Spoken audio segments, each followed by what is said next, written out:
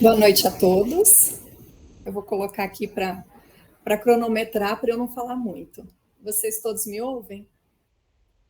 Todos me ouvem? Então tá, vou estar compartilhando com vocês então. Vou estar compartilhando a tela. E aí vocês me digam também se vocês estão enxergando a tela aí compartilhada. Fazendo um favor.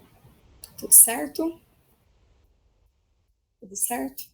Então, eu intitulei, né? Você perguntou primeiramente, Luiz, se eu tinha intitulado, eu intitulei Maria Firmina dos Reis, Pioneira do Brasil. Porque eu quero apresentar assim, o pioneirismo dela como escritora, como educadora, e quem é essa escritora, né? Maria Firmina dos Reis.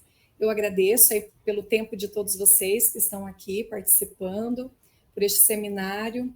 Achei muito interessante o título do seminário, Palavras e Poder, porque eu acho sim que as palavras têm poder. Então eu gostei muito do título, né? E aí ainda tem uma jornada pelos mundos criativos de autoras femininas. Achei muito interessante essa palavra também, criativos, né? Nós vamos falar então aí sobre a criatividade também dessa pioneira, Maria Firmina dos Reis. Eu inicio lendo para vocês uma notícia que saiu em 1860 num jornal que chamava o Jornal do Comércio, no dia 4 de agosto, que diz o seguinte: obra nova, com o título Úrsula, publicou a senhora Maria Firmina dos Reis um romance nitidamente impresso que se acha à venda na tipografia do Progresso. Convidamos aos nossos leitores a apreciarem essa obra original maranhense, que, conquanto não seja perfeita, revela muito talento da autora e mostra que, se não lhe faltar animação, poderá produzir trabalhos de maior mérito. O estilo fácil e agradável, a sustentação do enredo e o desfecho natural e impressionador põem patentes neste belo ensaio dotes que devem ser cuidadosamente cultivados. É pena que o acanhamento muito desculpável da novela escrita não desse todo o desenvolvimento a algumas cenas tocantes, como as da escravidão, que tanto pecam pelo modo abreviado com que são escritas. A não desanimar a autora na carreira, que tão brilhantemente ensaiou, poderá para o futuro dar-nos belos volumes. Eu não sei se vocês conseguiram observar pela minha leitura, né, o tom de crítica feita pelo Jornal do Comércio a essa escritora, que hoje é considerada a primeira escritora brasileira a publicar um romance. Foram muitas publicações dessa escritora nos jornais maranhenses. Ela colaborou aí nos jornais de São Luís do Maranhão e em outros, como o Semanário Maranhense, a Verdadeira Marmota, o Domingo, o País, Pacotilha, Federalista, entre tantos outros jornais aí da época, né?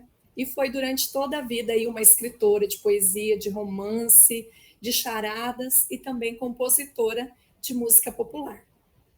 Aí é ela que eu vou estar apresentando para vocês um pouquinho hoje. Quem foi essa pioneira? Ela foi mulher, foi negra, foi escritora, foi poeta, musicista, professora e criadora da primeira escola mista e gratuita do nosso país. Então ela já começa aí, eu já começo falando do pioneirismo dela, né? Com relação à criação dessa escola mista. É uma escola em que estudavam negros, brancos, meninas, meninos. Então, ela foi a criadora. Claro que não durou muito nessa escola, mas valeu o intento aí, né, de quase 2 anos nessa luta.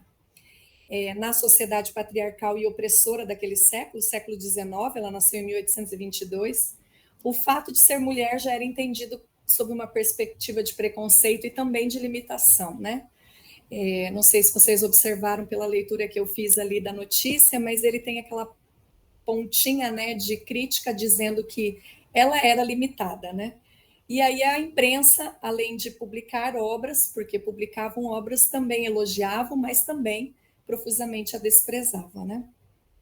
Firmina, então, como eu falei, ela nasceu em 11 de março de 1822, ainda era colônia, né? Filha de João Pedro Esteves, possivelmente um pai branco que ela nunca conheceu, e de Leonor Filipa dos Reis, uma escrava que foi alforriada, mas que faleceu precocemente aí, quando ela tinha apenas 5 anos. E por conta disso, ela teve que se mudar para a Vila de São José de Guimarães, vivendo aí longe das capitais, tendo que estudar sozinha, sendo autodidata, né?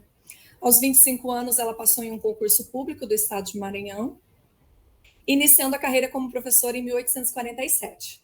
A aprovação para essa cadeira de instrução primária em Guimarães torna ela a primeira professora efetiva a integrar os magistérios aí, os quadros do magistério maranhense. Então, ela também é pioneira nesse concurso.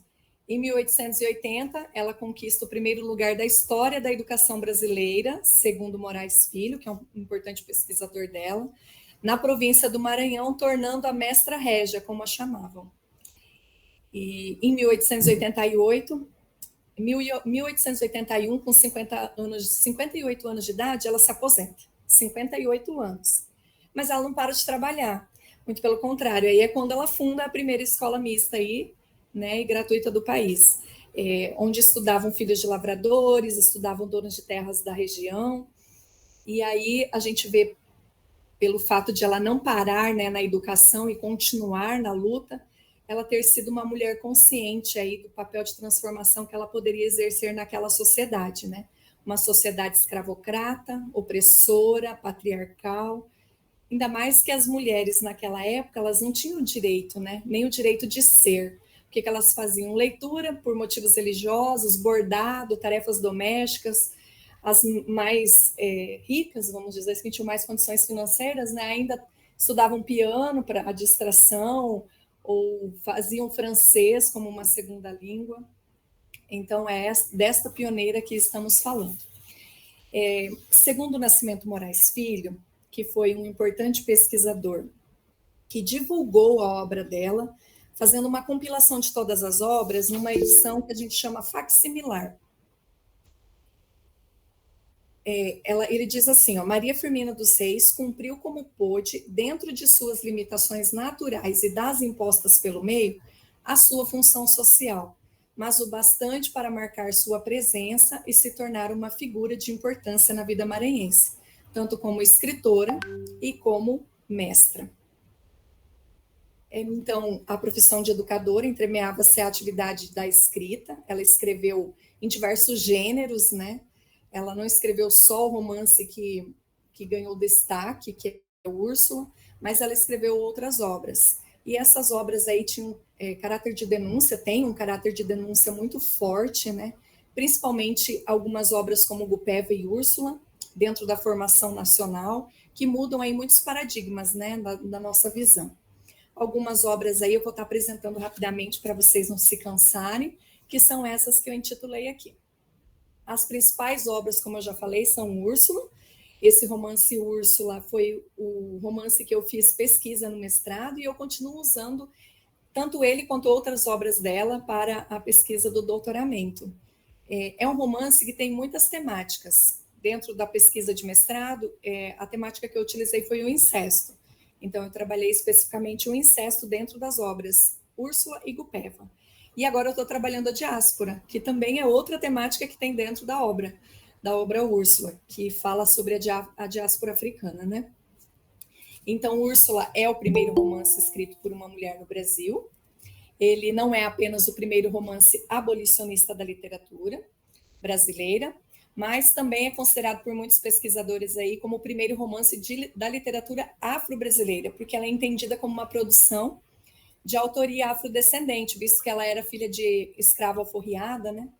E essa narrativa, ela tematiza o assunto negro a partir de uma perspectiva interna e comprometida politicamente em recuperar e narrar a condição de ser negro. Ou seja, não é como as narrativas já existentes ou que foram posteriores à obra, mas ela é uma narrativa diferenciada porque o negro ele passa de objeto, então não é alguém que narra sobre ele, mas é ele narrando sua própria trajetória, sua própria vida. O romance, como que ele se distribui? Então, ele é um romance entre dois brancos, né? Seria o pano de fundo, Úrsula e Tancredo. É uma jovem de 12, 13 anos que se casa com Tancredo de 21, 22 anos aí, que é recém-formado em advocacia. Mas esses dois protagonistas envolvem-se dentro de dois triângulos amorosos. O primeiro é narrado por Tancredo através de suas memórias, então tem aí relato memorialístico, onde ele quer se casar com Adelaide, mas Adelaide acaba sendo desposada pelo pai adotivo, que é o pai de Tancredo também, né, que adota Adelaide também, uma menina de 12 anos, e o pai aí, possivelmente de 60 anos, segundo as descrições narrativas aí. E o segundo triângulo amoroso é entre Úrsula, Tancredo e Fernando. Fernando é tio de Úrsula, e ele também tem o desejo de desposá-la. Ele já é um senhor de mais idade, aproximadamente uns 40 anos, ele é um comendador, dono de terras e dono também de escravos. E o diferencial da obra não são os triângulos amorosos, que já é muito, né? Que trabalha, sei, a questão da violência, do incesto, as questões maritais, mas o diferencial são as passagens fortes, muito fortes, de Susana, Túlio e Antero, onde eles fazem a narração, também através de memória, né? Das próprias memórias, a narração das suas trajetórias e da sua vida. Susana recebe um capítulo todo para ela, que é o capítulo 9, onde ela vai contar como foi a trajetória dela, desde o momento que ela foi sequestrada na África e trazida aqui para ser escravizada aqui no Brasil, né? Até ela chegar ao processo de transição à venda, tudo como que ocorreu e tudo que ela passou na vida. É muito triste, mas também é uma narrativa assim, muito empolgante, né, pelo caráter de denúncia que tem. E na época do mestrado, então, eu pesquisei sobre incesto. E aí, através da pesquisa, dessa análise, né, eu observei que dentro da análise das relações de parentes, parentais aí que foram exibidas dentro da diégese, há uma exposição das fragilidades morais das personagens pela influência do novo ambiente social que vai se tornando, vai se formando ao entorno delas, aí ao redor, né? Então, o pai que deixa de ser pai para ser marido, o tio também que deseja ser esposo, aí tem uma relação de irmão e irmã, que é o Fernando com a Luísa B. Então, tem várias relações parentais aí de parentesco que denunciam, né, o incesto e a violência empreendida dentro dessas relações opressoras. Além desse romance, então, que ganhou notoriedade, que está sendo conhecido agora, que foi comprado recentemente, né, pela professora Michelle aí, pelo projeto, né, e está sendo levado às escolas, ainda existe aí uma divulgação que eu acredito que está se expandindo, mas ainda é pouca, né, mas além desse romance, ela também publica outras obras importantes, como Gupeva, em 1861, depois ela faz uma nova publicação em 1863 e novamente em 1865. Então, é um conto, ele é considerado uma novela, mas ele, na verdade, é um conto mais longo. Ele é um conto indianista, e ele foi publicado também em forma de folhetim, como Úrsula, né, que era o forte na época, pelo Jardim das Maranhenses.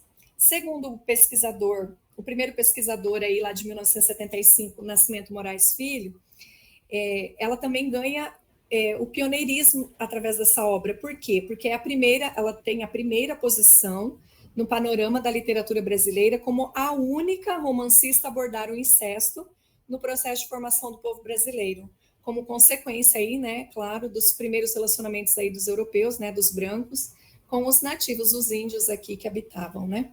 Já segundo Telles, ela vai dizer que Gupeva fez sucesso de público, foi sempre como folhetim, né, publicado 3 vezes, como eu disse, né, cada 2 anos aí, com pequenas mudanças, ela mudou algumas coisinhas na narrativa. A história desse conto não é um canto lírico comemorativo, mas a narrativa de um embate violento entre as raças e evidencia a impossibilidade de um encontro harmonioso entre elas. É uma forte narrativa aí também, falando sobre essas questões.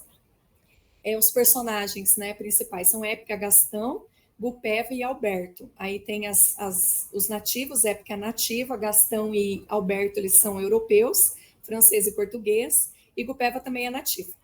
Então existe uma paixão proibida entre Épica e Gastão, que são irmãos, e que sugere o incesto como um crime caso fosse concretizado. Só não é concretizado porque, dando um spoiler aí da obra, eles são todos, morrem, né? Morrem todas as personagens. Não se poderia, né? Como Maria Firmina dos Reis, acredito que como escritora, não se poderia deixar personagens vivos numa época, né, de uma sociedade tão opressora como aquela. Então, existe, sim, uma questão étnico-racial apresentada como violenta, como imposta, que muda aí a nossa visão e os nossos paradigmas com relação à formação do povo brasileiro, né? Essa importante escritora, então, que não é tão conhecida, mas que é muito importante, ela ainda participa do Parnaso Maranhense. O que é isso? É uma coletânea de poemas que ela reuniu, essa coletânea, né, reuniu 52 poetas, desses 52, só 2 mulheres, e uma dessas 2, Maria Firmina dos Reis, que vai colaborar aí com 2 poemas, Por Verte e Minha Vida. Então, são 52, mas 50 são homens e 2 mulheres. E aí ela colabora com 2 poemas, a outra mulher jesuína colabora com um poema só, e os demais vão colaborando aí nessa antologia com 2, 3, 4 poemas aí difundindo suas obras.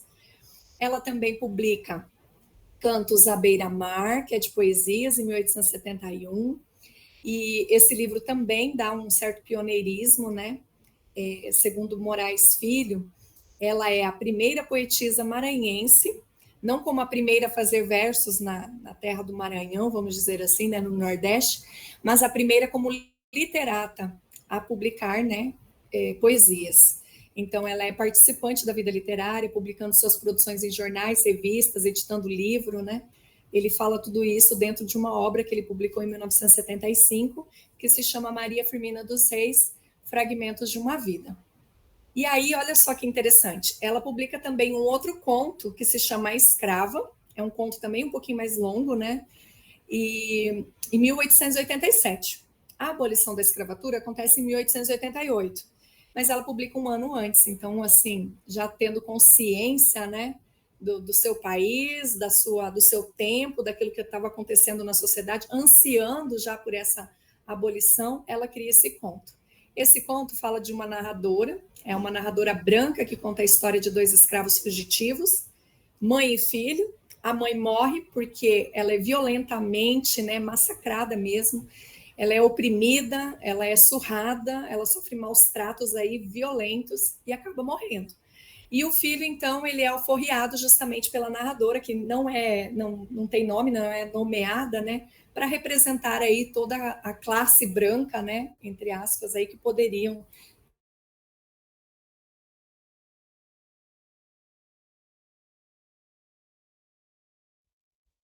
Oi? Tá desligado? Voltou? Ai, que bom.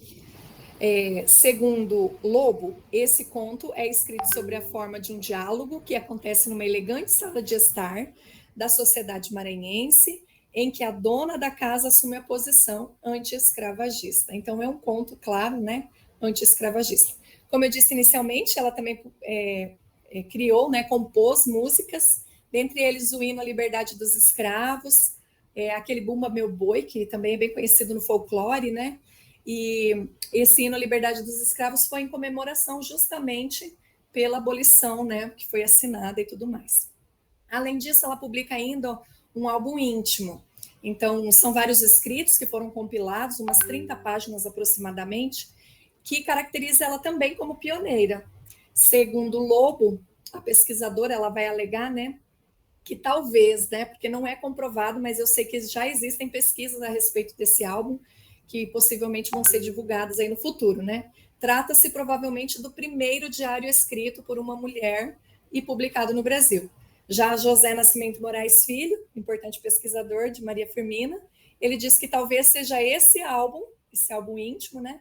Embora fragmentado aí porque algumas partes se perderam, o primeiro livro íntimo de uma mulher brasileira a ser publicado, trazendo aí novamente à tona, né, o pioneirismo dessa importante escritora. Firmina publica ainda outras importantes obras, como, por exemplo, Elvira, romance contemporâneo. Elvira, romance contemporâneo, ele é uma literatura de cordel.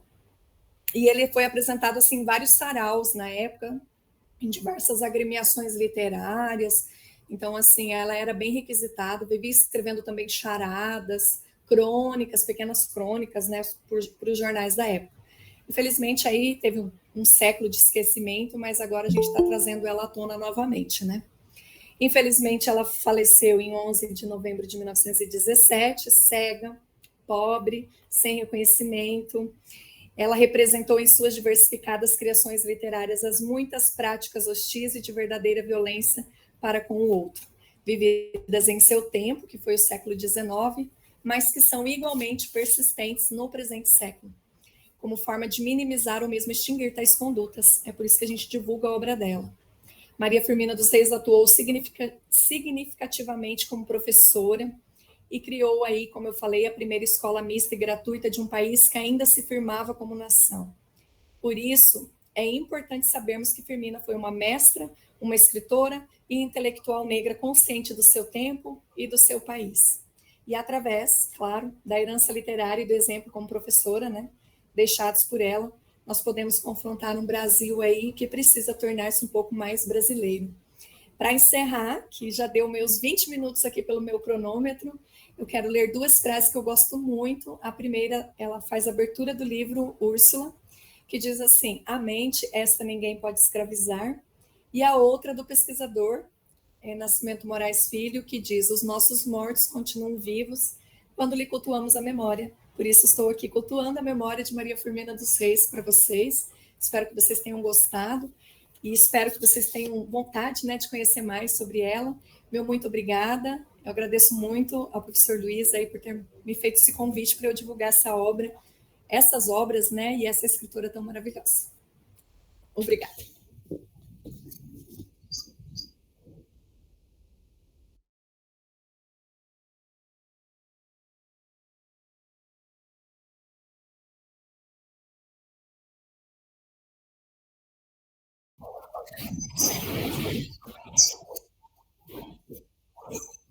Sim. Eu conheci a Maria Firmina dos Reis em 2019, através do professor Benjamin, e eu não conhecia também, nunca tinha ouvido falar, e ele deu apenas um conto, que era o Gupeva. Só que eu gostei tanto que eu acabei lendo todas as obras. Ela não é não são obras muito vastas, né? Tipo, ela não tem uma grande coleção de obras, mas ela tem uma vasta diversificada. No caso, ela tem vários gêneros, assim, né? Conto, crônica, charadas, literatura de cordel, poesias, e ela trabalha muito essa questão da denúncia. Então, assim, é muito forte, né? Está enraizado nela, né? Essa questão da negritude e tudo mais. Então, eu gostei dela, assim, de cara.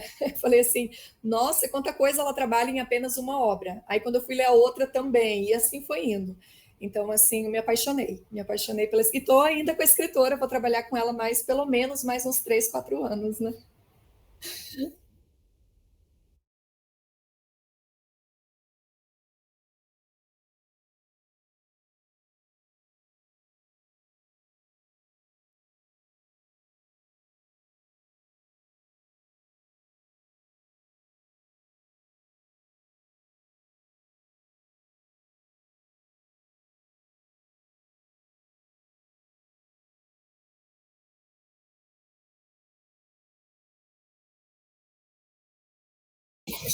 E a vida dela também não foi fácil, né? Porque ela não pôde ficar na capital, teve que ir para o interior.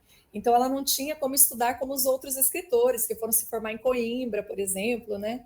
Então, ela teve que estudar sozinha, ela não tinha condição financeira, né? Teve que morar com uma tia. Nessa casa da tia eram só mulheres, não tinham homens, né? Ela não tinha essa representação também.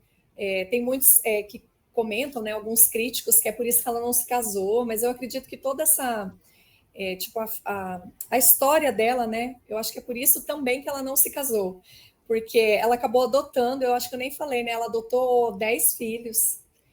Ainda existem pesquisas porque acham que ela adotou mais de 10, mas tem 10 que é comprovados, né? Então, assim, ela adotou 10 filhos, ela criou 10 filhos, né?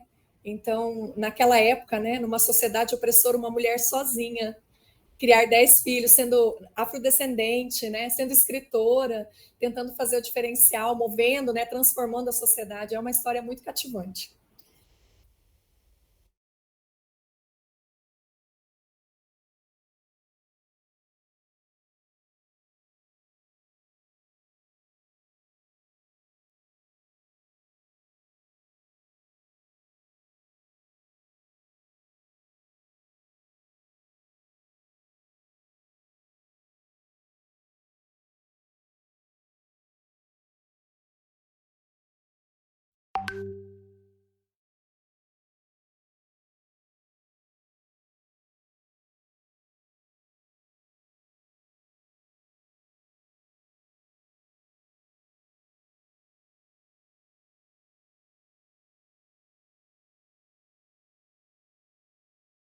Muito obrigada, eu agradeço pelo convite.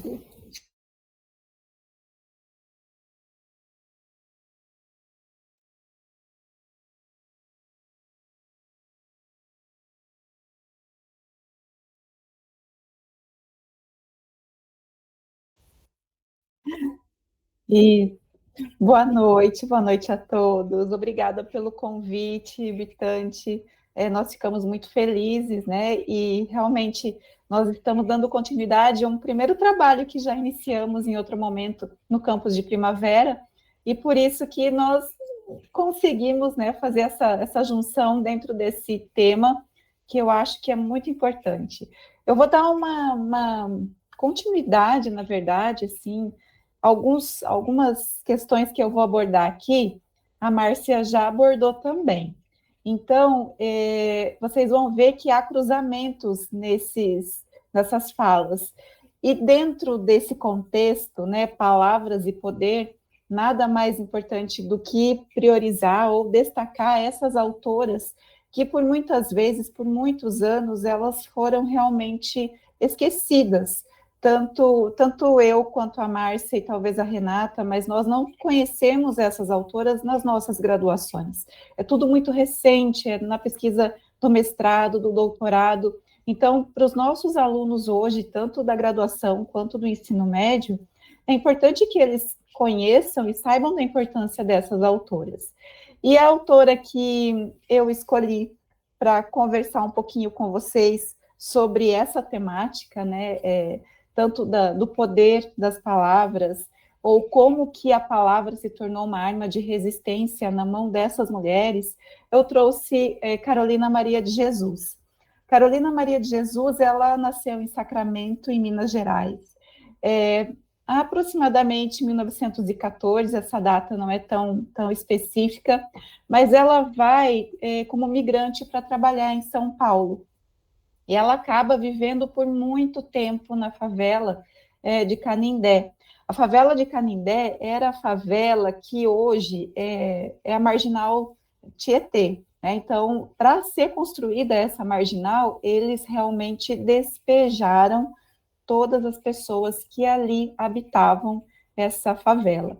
Tanto que, por isso, o nome da obra que eu trago, que a gente vai abordar um pouquinho, né, o Quarto de Despejo, que é o diário de uma favelada, esse quarto de despejo tem a ver justamente com esse espaço que a Carolina traz na sua obra. Uma composição de diários, né, de manuscritos que compunham essa vida diária da Carolina. E por que tem a ver, né, o que tem a ver com as relações interculturais e como que a gente ecoa o que a Márcia trouxe um pouquinho da Maria Firmina dos Reis e também agora com a Carolina Maria de Jesus.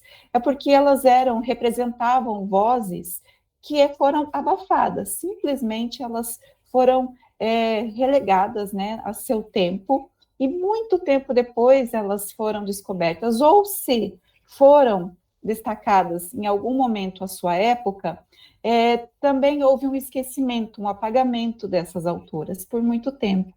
E aí eu resgato um pouquinho essa interlocução com Paulo Freire, quando ele faz essa apresentação, ele resgata, na verdade, ele conceitua muitos elementos importantes dentro da educação do nosso país, mas principalmente quando ele traz a pluralidade do povo, a pluralidade cultural, com as mobilizações culturais, quando ele faz, né, a primeira escola, a primeira forma de educar lá em Angicos, no Rio Grande do Norte, que ele realmente presta atenção no que as pessoas, como as pessoas aprendiam, o que era importante para elas.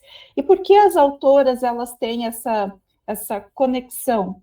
Porque elas partem da vida, da experiência de vida que elas têm. Então, a Carolina Maria de Jesus, ela traz justamente essa vivência dentro da própria favela. Ela não estudou, ela não tem formação escolar, ela fez apenas até a 2ª série primária, né, que a gente conhece hoje, mais ou menos. Então, ela sabia ler, ela sabia escrever, mas ela não tinha o domínio pleno da escrita, como a gente acredita, que muitas pessoas acreditam, né, valorizam apenas a norma culta.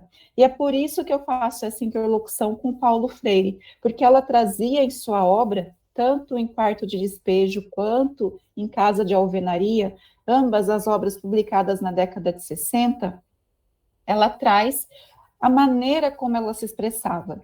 E ela deixava isso muito claro, porque tanto a maneira como ela escrevia, quanto a linguagem que ela adotava, que era uma linguagem poética, porém trágica, dentro do seu contexto, né, a gente está falando aqui da década de 50, aproximadamente, 1950, o quanto que as pessoas sofriam naquele contexto cultural, social, espacial, porque era uma favela, né? Então, essas relações, a gente faz uma conexão com o Paulo Freire. Também trago aqui um outro pensamento do professor Reinaldo Fleury, porque é a partir desse olhar ao estranho, aquilo que a gente estranha, né? Então, como assim nós vamos aceitar uma autora que, entre aspas, né, escreve desse jeito? Ela não tem um valor para a nossa literatura. Será que não? Será que as maneiras, as formas de expressão diferenciadas, elas não podem ser valorizadas? É aí que entra a educação intercultural, né? Então, quando nós abrimos esse olhar ao estranhamento, ao deslocamento do conhecido para o desconhecido, que não é só o outro sujeito com quem interagimos socialmente, mas também o outro que habita em nós. E ela fazia esse desdobramento. De que jeito ela fazia esse desdobramento? Quando ela compõe, na verdade, ela escreve os manuscritos a partir do momento em que ela acredita que a escrita, ela é libertadora. Então, ela era catadora de papel, catadora de lixo, na década de 50, moradora da favela, mulher preta, mãe de 3 filhos, ela não era casada, então ela sustentava, ela carregava muitos papéis, né, muitos eus, em um ser apenas. E essa representação ela trouxe por forma da escrita pelos diários. E ela escreveu em torno de 35 manuscritos, assim, foram vários. E eram diários, eram autobiográficos, mas eles traziam, além da sua vida, da sua rotina, eles traziam também todo o contexto da fome, da pobreza, que só uma visão de quem experiencia aquilo poderia ser capaz de relatar. Né? Então, o Quarto de Despejo, ele foi publicado em 1960. Como que ele foi encontrado? Ela conseguiu bater na porta de alguma editora para publicar? Não. Então, nós temos o depoimento, né, do Audálio Dantas. Ele foi um jornalista que foi fazer uma reportagem por conta justamente, né, dessa mobilização de retirar as pessoas da favela para construir a marginal. E ele foi, então, fazer uma reportagem sobre isso. Mas ele encontrou a Carolina Maria de Jesus e ela queria mostrar para ele os seus escritos. Foi aí, então, que no trabalho, né, ele quase não fez alterações nos manuscritos, mas por um bom tempo, muitos críticos, né, falaram que não foi ela que escreveu. Então, a gente tem mais esse peso, né, da dúvida. Né? Será que uma mulher foi capaz de escrever desse jeito? Será que não foi uma invenção do jornalista? Mas não. Então, a gente tem todo um contexto que, sim, ele encontrou, ele fez a edição. Primeiramente foram publicados fragmentos, né, nos jornais da época, mas depois foi realizada a edição.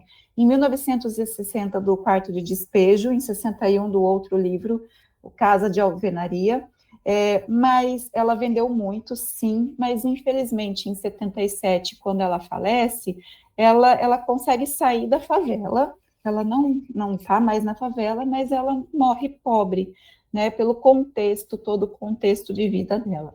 Mas os filhos, né, principalmente a Vera Eunice, que é a filha que vai aparecer no trechinho que eu vou comentar rapidamente, ela mantém o legado da sua mãe.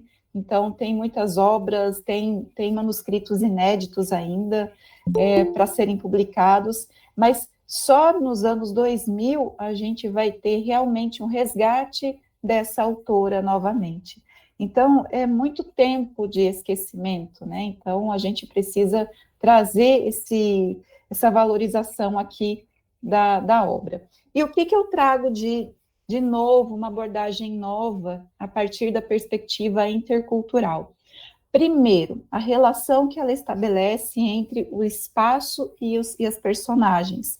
A partir do momento em que é uma obra literária, é um diário, sim, mas não é um gênero menor de forma alguma, que por muito tempo também alguns críticos, né, eles categorizavam o diário como se fosse um gênero menor dentro da literatura, o que não é, porque é uma escrita subjetiva, é uma escrita que você tem uma separação, e a Carolina faz muito bem isso. Ela, enquanto autora, ela se vê, mas ela se vê também como personagem daquele contexto. Então, tem esse diferencial. E ela considerava, né, ser autora, ela era catadora, mas ela era escritora.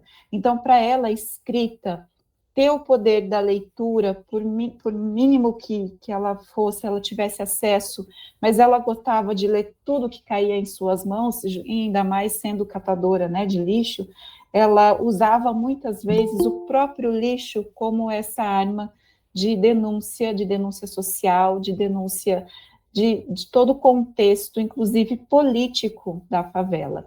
Então, essa inclusão desses processos, né, então, aqui eu falo de dois segmentos, tanto dos processos do espaço, e aí a gente vai ter essa visão, essa voz coletiva que ela traz dentro da obra dela, né? E ao mesmo tempo das personagens, dessa subjetividade, que não é só dela, não é só ela que vai falar da família, dos filhos, mas ela acaba trazendo toda essa interlocução com as pessoas que ali moravam, né? Então, a fome era muito presente na vida das pessoas, o descaso. Tem uma passagem aqui que eu não coloquei no slide, mas eu queria só comentar, que ela fala assim, né, da questão do espaço. Eu classifico São Paulo assim: o palácio é a sala de visitas, a prefeitura é a sala de jantar, e a cidade é o jardim,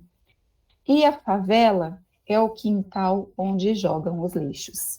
Então, quando ela vai trazer esse contexto do espaço, automaticamente ela já está nos mostrando quem são essas personagens que vivem lá, né? Que muitas vezes são consideradas lixo, principalmente por aqueles que têm uma visão diferenciada, porque é muito mais fácil despejar o lixo, afastá-lo, do que fazer algo, né? Fazer algo por essas pessoas.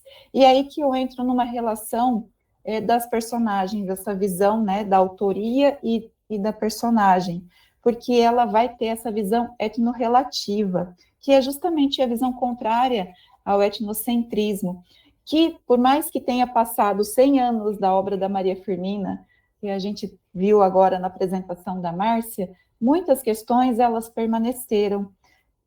Racismo, né, a desvalorização da mulher, a questão de gênero, o patriarcado, isso era muito presente.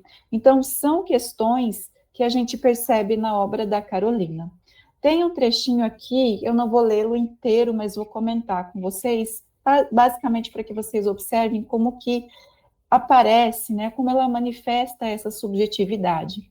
Então, aqui, no dia 15 de julho, aniversário da filha mais velha, da Vera Eunice. Então, ela quase não tinha, basicamente, todo dia era uma luta para conseguir cruzeiros, para conseguir dinheiro, para comprar comida. Então, aqui só o primeiro parágrafo aqui, né? Então, eu pretendia comprar um par de sapatos para ela, mas o custo dos gêneros alimentícios nos impede a realização dos nossos desejos. Atualmente somos escravos do custo de vida.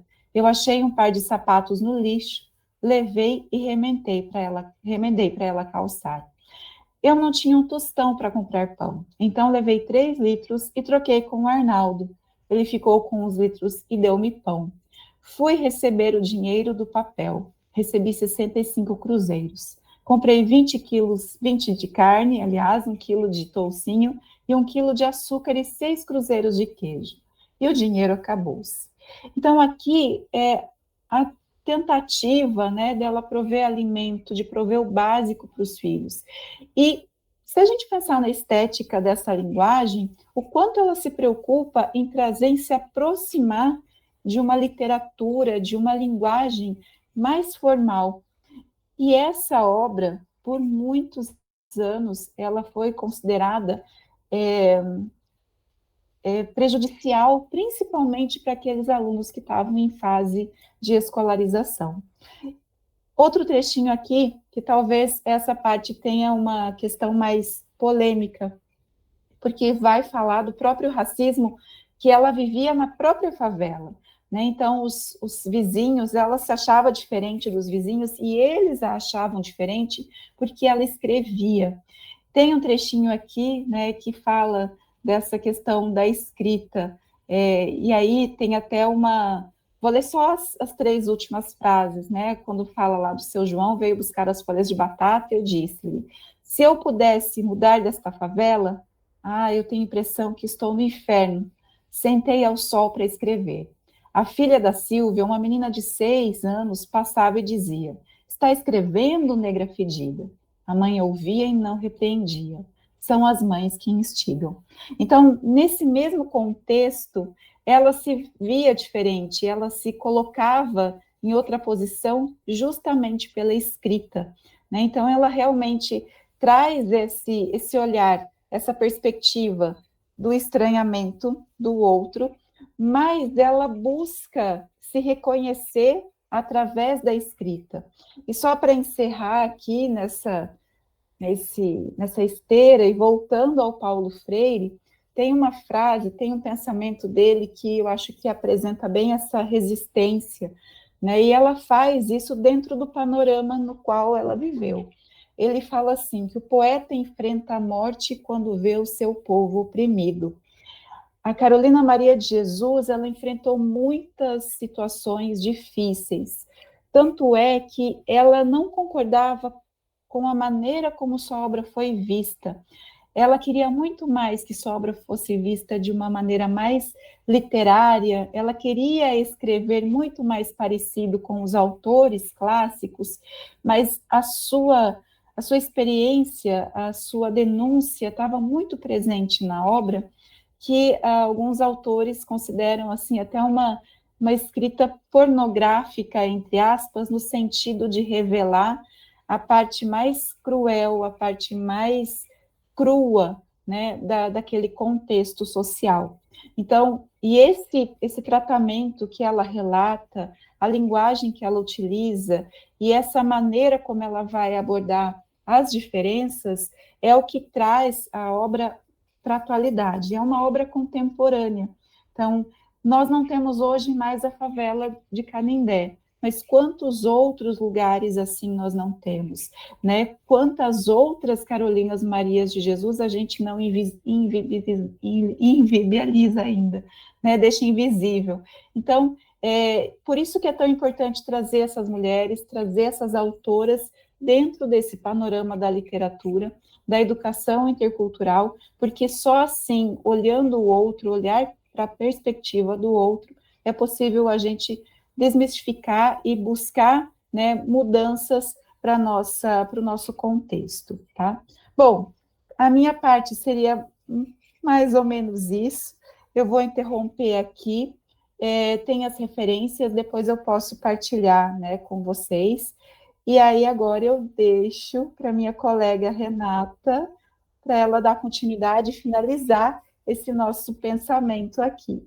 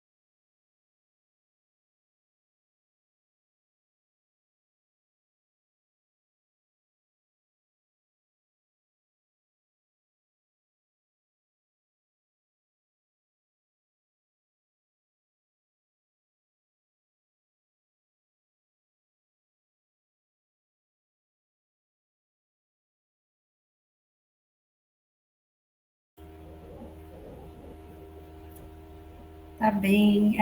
Boa noite a todos. Então, eu inicio agradecendo o convite, professor Luiz, muito obrigada, e por esse espaço também para a gente poder, né, mostrar essas autoras, né, ter essa oportunidade de poder compartilhar os nossos estudos. E obrigada, Michele e Márcia, pela parceria frutífera aí. Muito bacana estar aqui com vocês, com o público também. Bom, então eu vou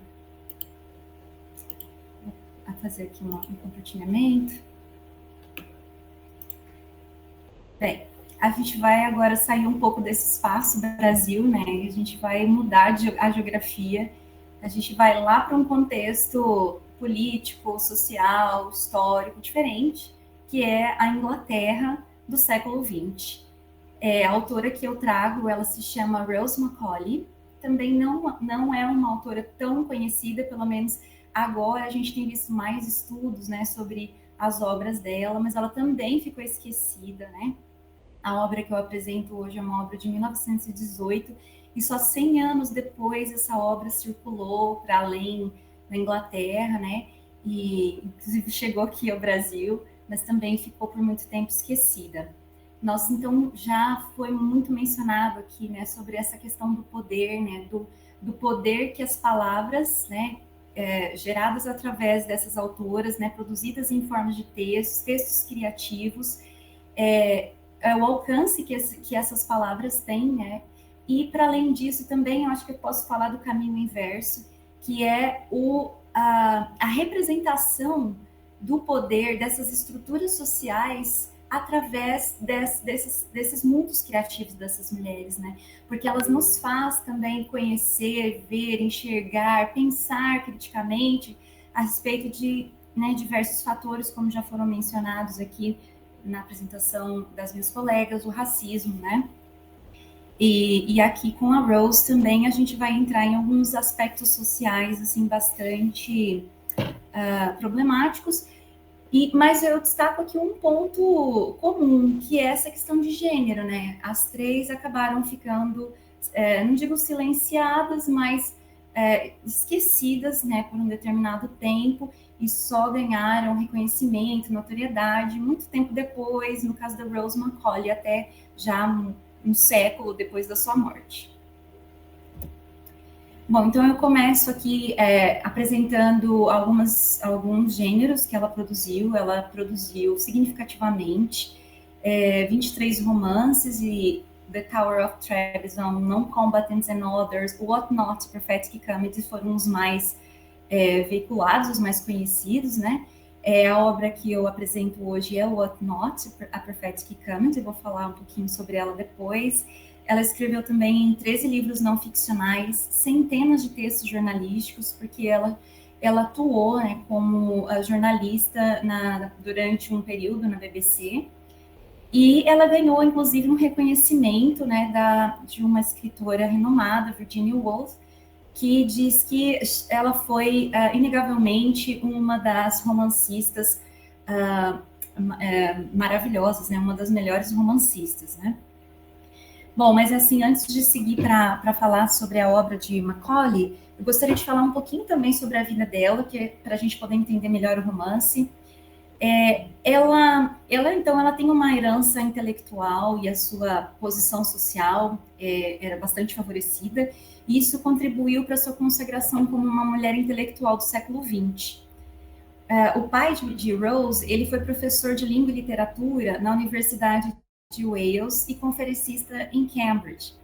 Em 1988, Macaulay e sua família elas foram viver na Itália em razão de um problema de saúde da sua mãe, né, por conta de questões climáticas na Inglaterra, precisava de um lugar mais quente, e ela passou então a sua adolescência na Itália. Lá ela estudou e aprendeu italiano, se tornou fluente, o que garantiu mais tarde a ela uma posição no Departamento de Informação durante a Primeira Guerra Mundial. Rose Macaulay foi trabalhar no departamento de propaganda, no departamento de propaganda no Ministério Italiano da Informação. Bom, em 1900, ela ingressou na faculdade de Somerville para cursar História Moderna, e nesse período ela conheceu o poeta Rupert Brooke, que apresentou a alguns outros amigos poetas, né? Então, aos poucos, ela foi sendo inserida ao círculo literário inglês. Bom, para falar de Macaulay e dessa obra, nomeadamente, que eu vou falar em seguida, What Not, preciso falar um pouquinho também sobre o gênero distopia. Então, essa obra, What Not, ela é uma obra considerada distópica, e aí vou voltar um pouquinho, só para a gente entender que existe um gênero, né, literário chamado utopia. A utopia é aquele gênero que traz a noção de sociedade ideal, de uma sociedade perfeita. Esse termo, literariamente falando, ele foi inicialmente cunhado por Thomas More, né? E aí a gente tem uma vasta produção literária considerada utópica. E a distopia, ela já é um inverso disso, né? A distopia, ela só se consolida no século XX, com a obra The Machine Stops, do Foster. E, em suma, as distopias, elas são aquela representação negativa de uma sociedade com um rígido controle social e uma sociedade caótica, né? Já é uma sociedade sem esperança, né? Onde o caos reina, né? Bom, então, Bom, a gente tem de um lado a utopia, do outro lado a distopia, né? Como eu falei, só um gênero que só foi reconhecido como ou um gênero ou um subgênero da utopia no século XX. E esse gênero, ele tem como característica, inclusive já na utopia, apesar de apresentar essa noção de sociedade perfeita, de que a sociedade também possui um rígido controle social.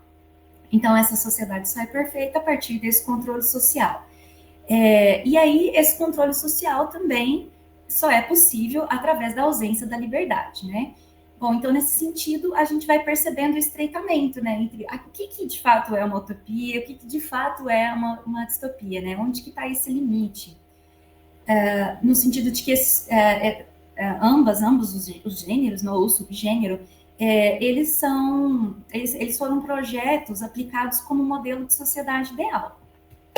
Então, pensando nisso, pensando que nós podemos considerar essa fronteira um pouco difícil, né, de ser diferenciada, ao fazer um estudo sobre What Not a Prophetic Comedy, nós fizemos uma busca bastante vasta num glossário disponível que foi compilado pelo professor Tower Sargent.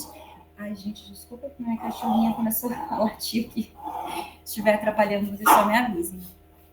Renata, vou te atrapalhar. Você está passando os slides, Renata? Eu tô, não está passando para vocês? Não, aqui está no primeiro ainda. Ai, desculpa. Deixa eu aproveitar. Se eu for me dizer se agora vocês conseguem ver, nem que fique menorzinho assim. Vocês conseguem ver assim?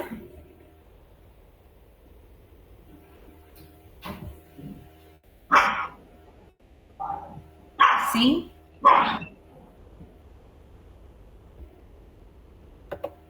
Ai, essa cachorra é uma coisa. Agora, passou? Passou? Eu acho que eu vou deixar assim, minimizado, porque também não faz tanta diferença.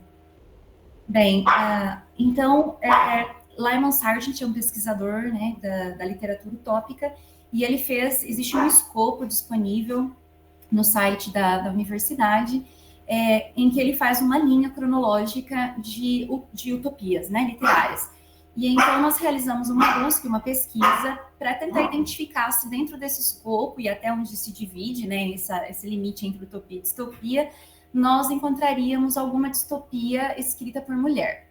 Bom, não, até por essa dificuldade em conceituar a distopia, não foi possível encontrar, assim, exatamente um marco, né? A partir daqui, as produções literárias, né, são distopia. Então, isso não foi possível determinar, mas a partir de uma análise das características, né, do gênero distópico, nós assumimos, né, essa responsabilidade em afirmar, então, que Rose Macaulay foi a primeira mulher a escrever uma obra distópica, uma distopia. Bom, nessa distopia, Rose Macaulay aborda questões referentes a gênero, né? Então, essa diferença, a valorização do masculino, né? E a valorização do masculino em detrimento do feminino, as questões de ideologia, né, política, inclusive do totalitarismo. Então, o What Not foi uma obra publicada em 1918, quando ainda nem sequer existia o totalitarismo como um conceito político, né?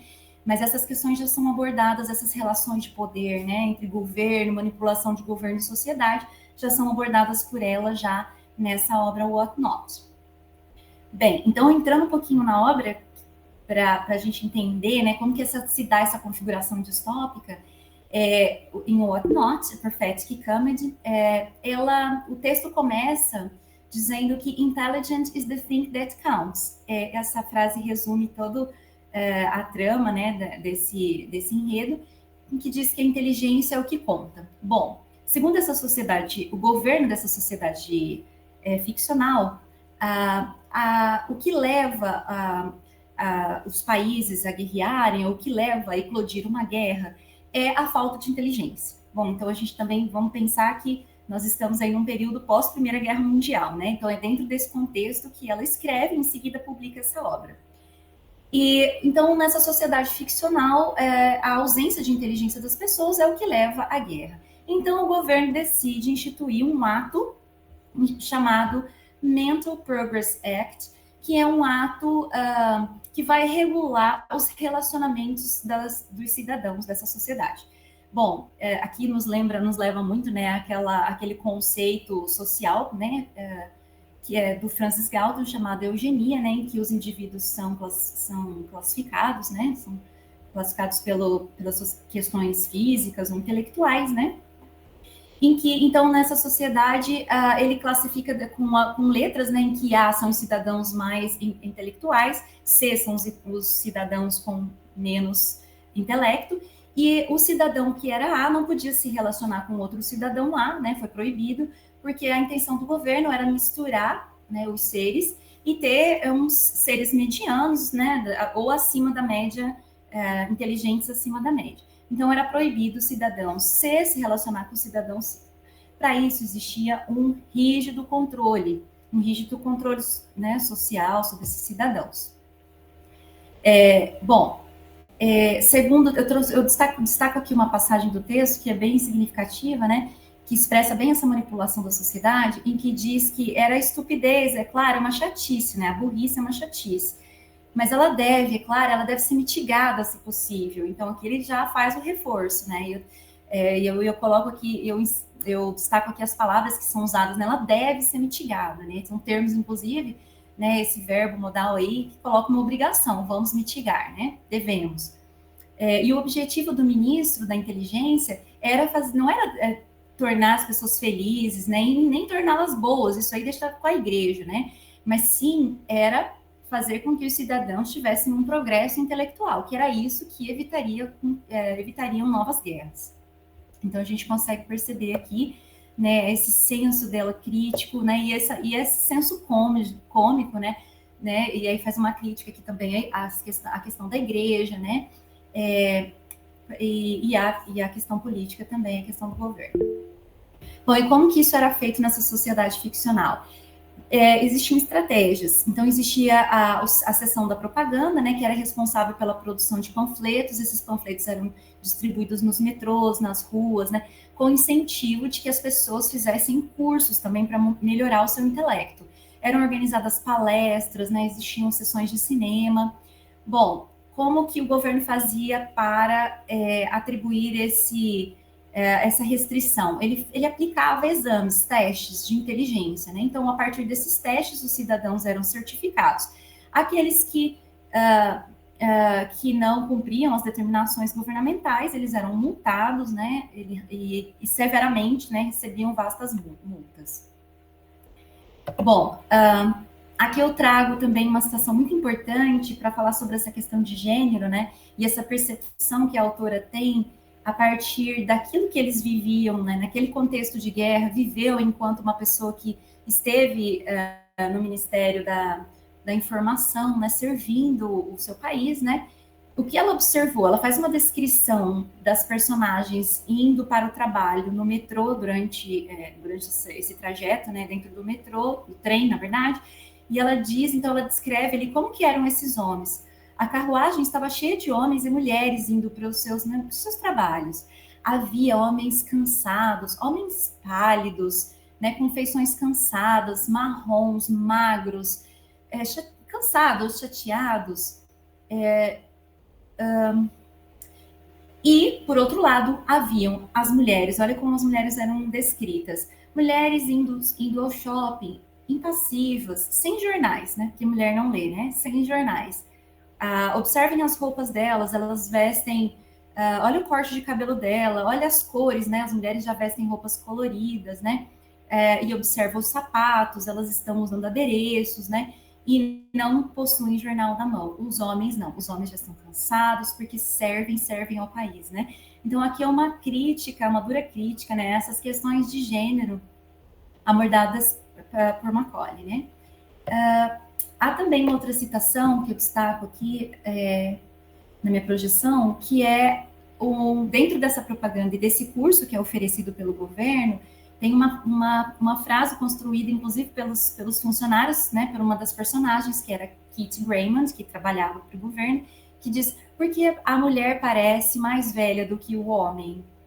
Mulheres são normalmente mais estúpidas do que os homens, mais estúpidas ainda, né? E elas acabam tendo menos dores, menos trabalho para melhorar as suas mentes. Então, aí ele faz aquela frase de propaganda, né? Aumente a sua categoria para A e melhore o seu campo matrimonial. Então, aqui está aquela relação, né? Mulher é a mulher que vai, ela está na sociedade para ser a dona de casa, para servir a casa, o esposo, a família, né? Então, é para apenas ampliar o seu campo matrimonial. Bem, nessa sociedade ficcional, então, existem esses personagens principais, que é a Kitty Graham, do Nicholas Chester, que são funcionários do governo e que acabam, ironicamente, se relacionando. Eles trabalham para o governo nesses atos, nessas campanhas, né, de imposição, né, de melhoramento do intelecto, mas, por um acaso do destino, eles acabam se apaixonando, né, e tendo um relacionamento. Eles se casam, vão curiosamente para a Itália, né? E aqui tem que fazer aquela referência, talvez pela experiência da própria escritora em ter vivido na Itália. Os personagens vão para a Itália, acabam se casando lá de forma proibida. Quando retornam à Inglaterra, são descobertos, e aí todo aquele ato e aquela imposição cai por terra. Bom, as características distópicas que eu destaco aqui é esse rígido controle social, né, imposto pelo governo, né, através de multas, penalidades, né, e da restrição dos relacionamentos, através da manipulação das informações, porque ele utiliza poetas para fazer as propagandas no jornal, utiliza um professor para fazer, então, mas vai manipulando as pessoas e as informações também. E a dominação da ciência e da tecnologia. Bom, essa obra ela foi publicada, então, como eu disse, em 1918, mas ela foi retirada de circulação, e só em 1919 ela foi colocada de volta às prateleiras. Segundo a biógrafa de Macaulay, isso se deu em decorrência de uma passagem da obra que há um suborno, né, de um jornalista para com o governo, e essas páginas, então, tiveram que ser retiradas da obra, né? Então, houve essa censura e só após essa retirada ela voltou para as prateleiras. Isso em 1919, então, ela foi republicada, e em 2019 essa obra chega aos Estados Unidos, né? Assim, coincidentemente, era um período, né, de total restrição também, né, desse autoritarismo que os Estados Unidos vivia, em que algumas obras distópicas circularam, né, ficaram entre as obras mais vendidas no Amazon, né, como o 1984 de George Orwell.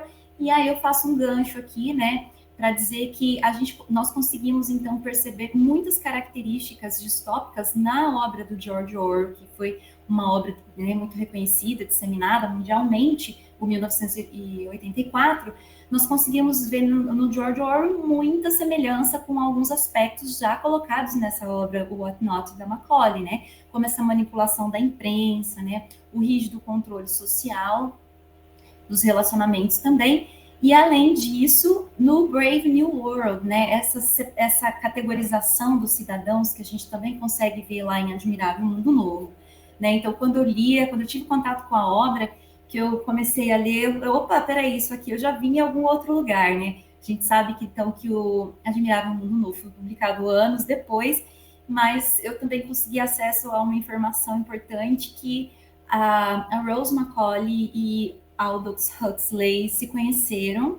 Ela conhecia, na verdade, uma namorada do Huxley, e durante um encontro num café, a Rose entregou para o Huxley ler algumas páginas do seu livro, né, no período que ela estava escrevendo. Então, assim, mera coincidência, né, ter toda aquela semelhança no Admirável Mundo Novo, ou não sabemos, né? Mas também quer dizer que também fica a questão de que Huxley teve um reconhecimento, né, da sua obra, e Macaulay nem tanto, né? A gente entende que essas restrições às mulheres, né, no século XX eram extremas, né?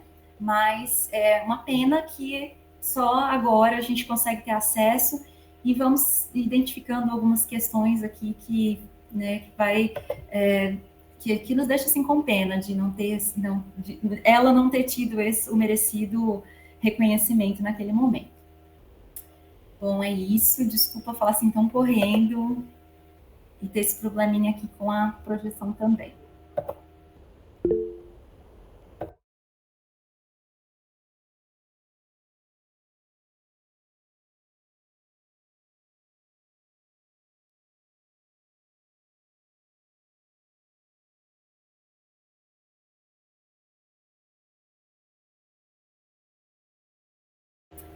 Não, a obra dela ainda não foi traduzida. Na minha tese de doutorado eu faço uma tradução, mas assim muito específica, né, daqueles fragmentos que foram analisados, mas ainda não tem, infelizmente. Até esqueci.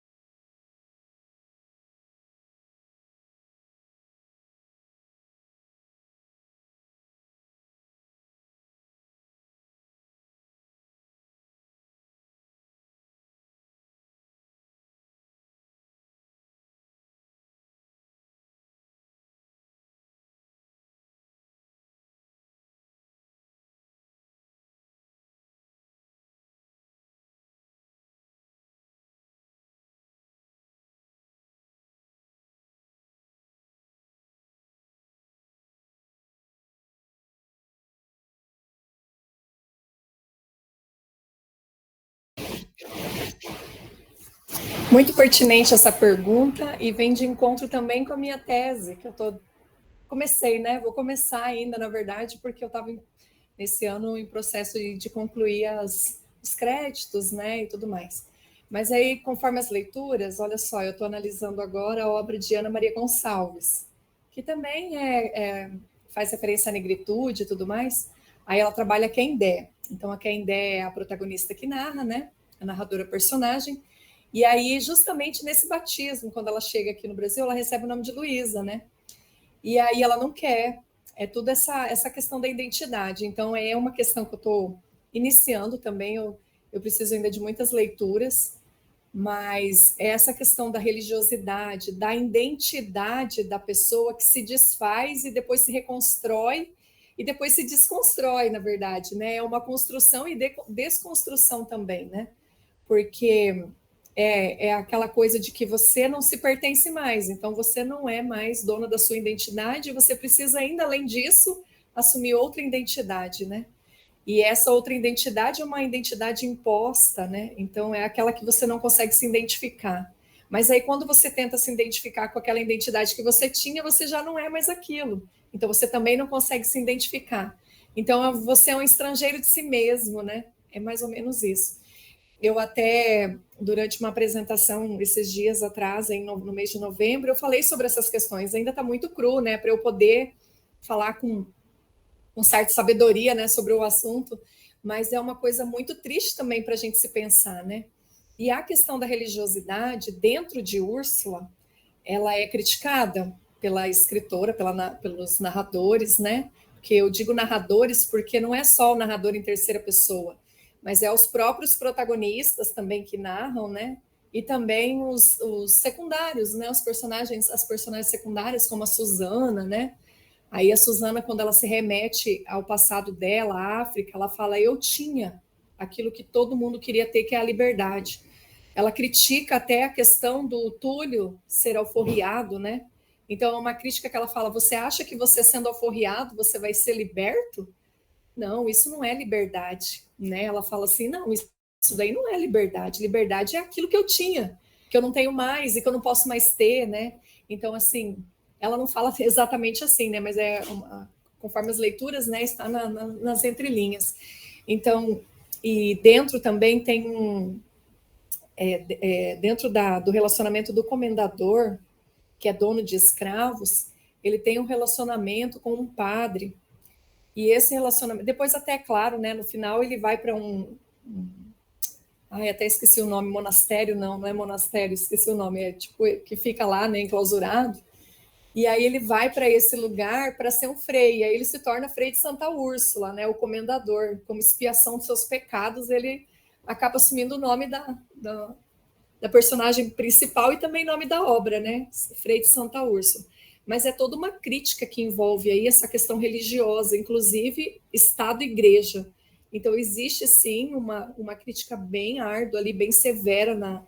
Eu vejo também esse viés, né, dentro do romance. Por isso que eu falei que é um romance que abrange muita coisa, né? É o incesto, é a diáspora, essa questão da relação Estado e Igreja, lá de 1800, né? E que se arrasta, né? E aí ela vai criticando isso dentro da obra, dentro desse relacionamento, onde o padre, né, conquista certas coisas para o comendador, está sempre junto com o comendador como amigo, né, do comendador, mantendo essa relação aí Estado e Igreja, já que ele é dono de terras, de mulheres, né, de escravos e tudo mais. Eu não sei se foi bem essa pergunta, né, que o senhor Gilson me fez, né? Mas eu acho que se eu entendi, né? Se eu não respondi, aí você me pergunta de novo. Que a pergunta foi um pouco longa e eu não consegui entender direito, mas aí, se não for isso, aí me corrija aí.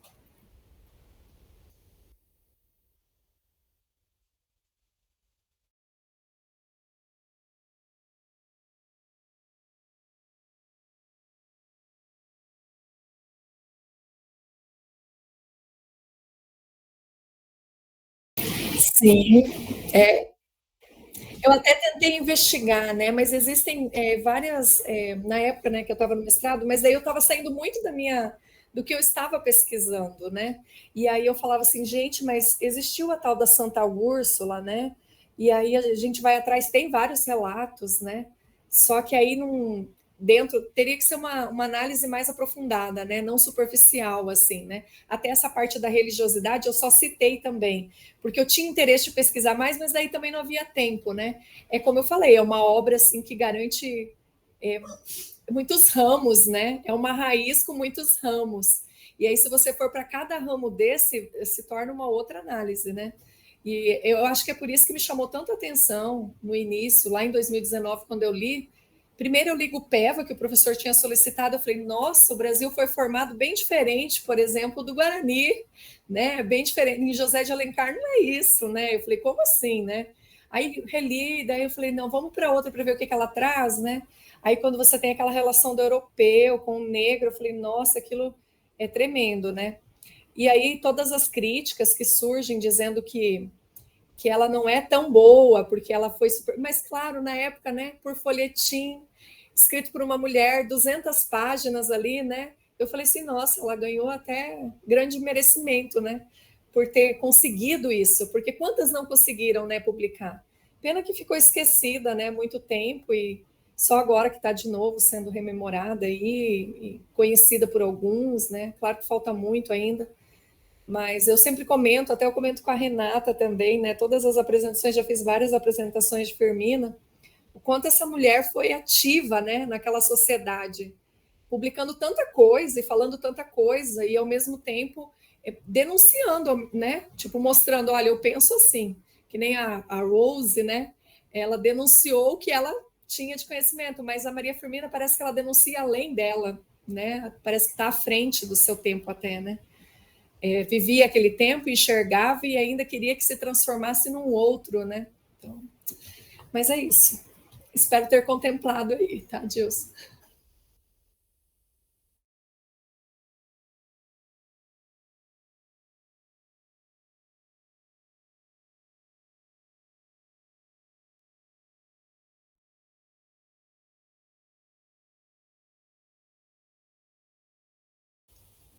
Então vamos lá, né? Obrigada pela pergunta, professor Dilson César.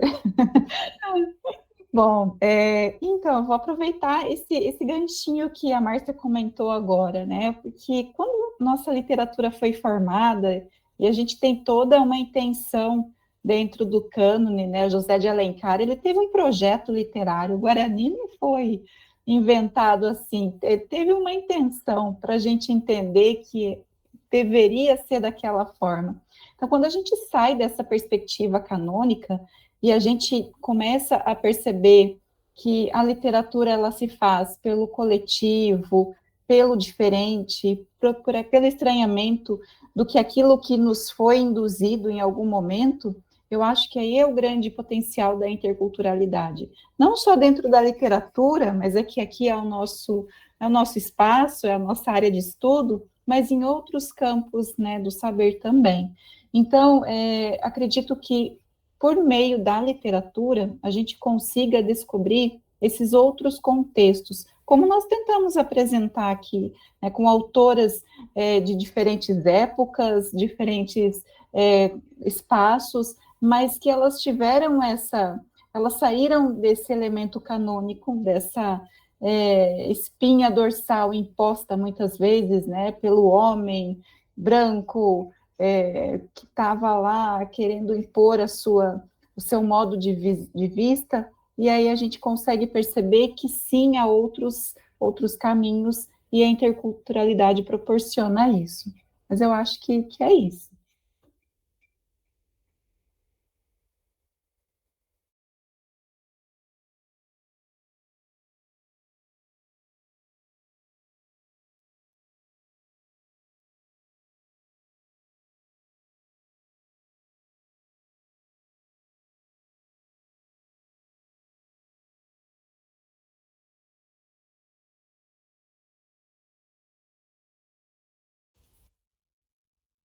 Compreender as diferentes narrativas também, né? Tanto se fala em narrativas hoje, mas são várias formas de contar a história.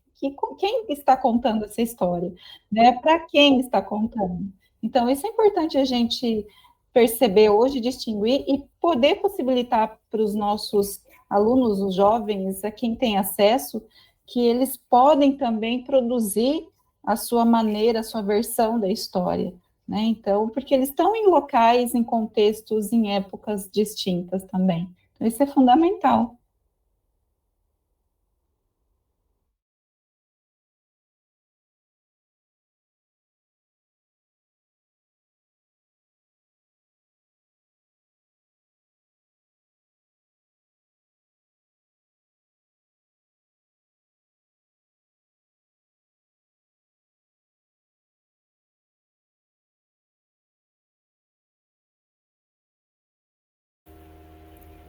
Ok, obrigada pela pergunta.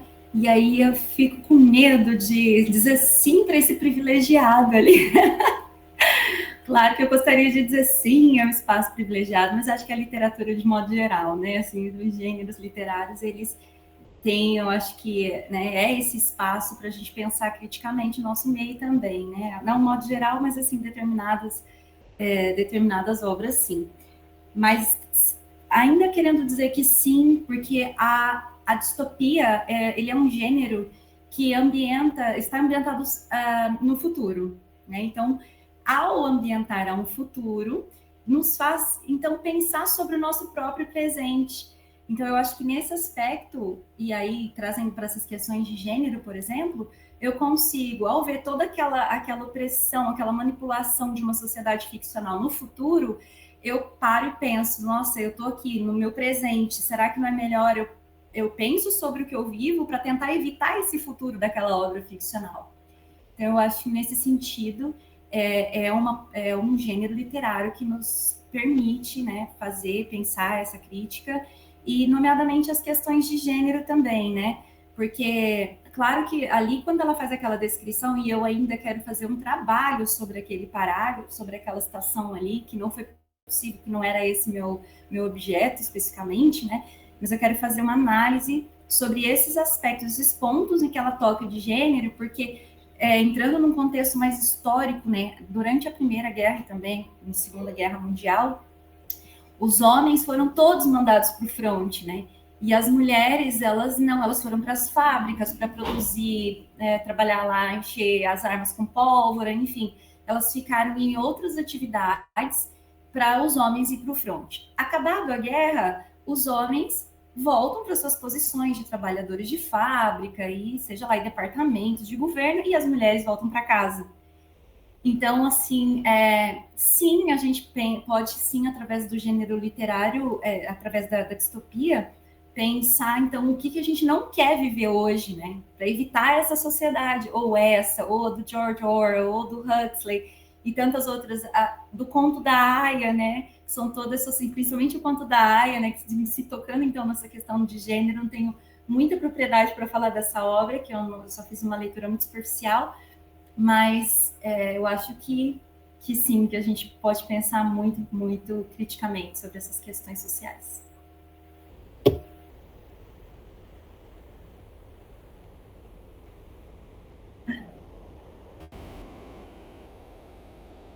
Sim, o professor Berriel, que é um especialista brasileiro aqui, né, da Unicamp, ele diz que em toda distopia há uma utopia, em toda utopia há uma distopia. Né? Por isso que definir e traçar esse limite é muito complicado, porque né, essa é uma obra utópica, né? Então é uma sociedade ideal, perfeita. Mas se é uma sociedade controlada, os cidadãos não têm liberdade, ora, isso não é uma sociedade somente utópica, né? Então, ele tem até uma citação dele que eu usei na minha tese, que ele diz que em toda distopia há uma utopia e vice-versa.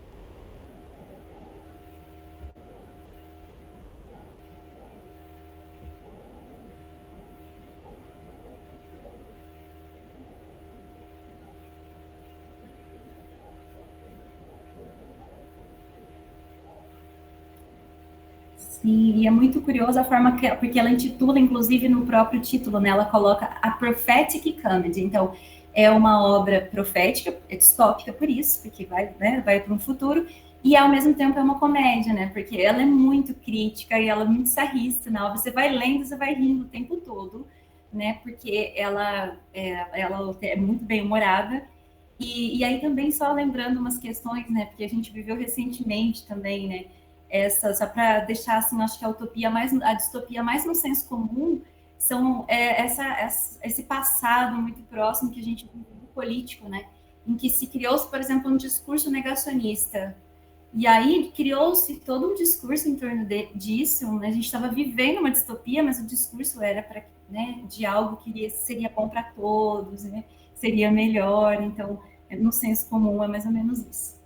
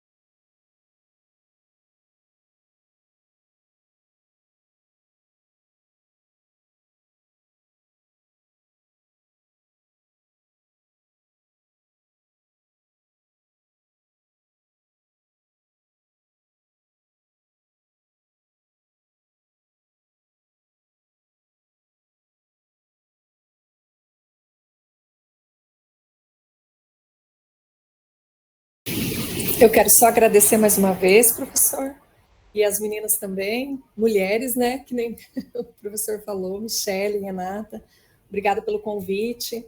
É muito gratificante a gente poder divulgar aquilo que pesquisamos, aquilo que também almejamos, né? Essa intolerância se acabe, né? Com obras, com essa literatura, com essa arte, né? Com essa forma de arte. Então, meu muito obrigada. Gratidão mesmo.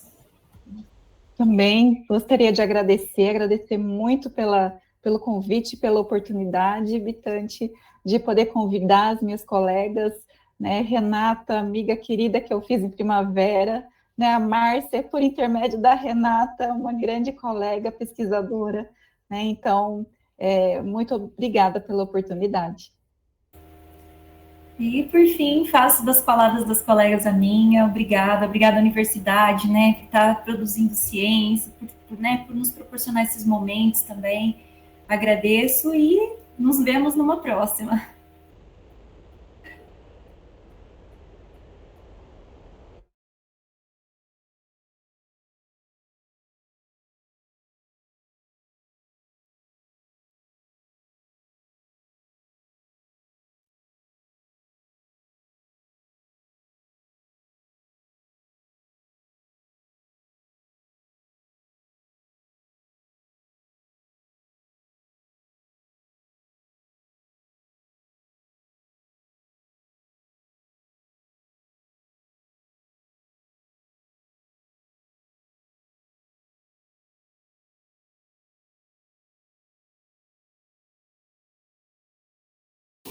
Tchau, tchau.